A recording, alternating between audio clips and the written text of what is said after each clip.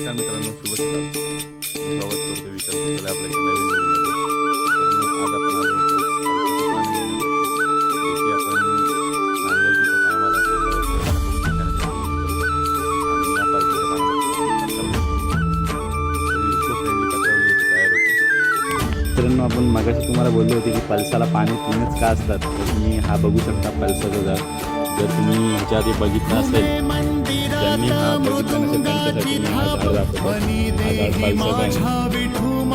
या नदीसोबतचा एक किस्सा मी तुम्हाला आवर्जून शेअर करेन.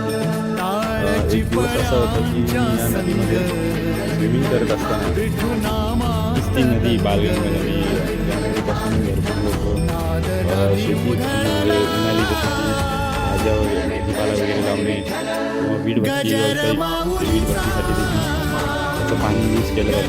बालगंगा नदी ही नदी बहुतेक वर्षापासून वाहत आलेली नदी आणि एकदम प्रदूषणमुक्त नदी म्हणून जी ओळख आहे ती बालगंगा नदी.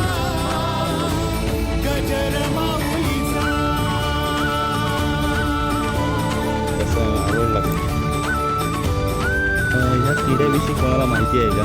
हा मृगजल किडा असा म्हणून याला ओळखला जातो की हा जर दिसला तर पाऊस लागण्याची शक्यता लागली जाते असे पूर्वीचे लोक म्हणतात. मित्रांनो, आज तो चिंचेचं झाड, ज्या झाडासोबत आपल्या लहानपणीच्या भरपूर आठवणी आपण जपून ठेवलेल्या आहेत. आणि ह्या झाडाखाली मी पूर्वी आमच्या गावामध्ये एक नेटवर्क नसल्यामुळे भरपूर टाईम या झाडाखाली स्पेंड केलेला आहे. आणि ह्या झाडाखालच्या आठवणी आहेत त्या खूप अनमोल आहेत आणि मी त्या नक्कीच जपून ठेवलं.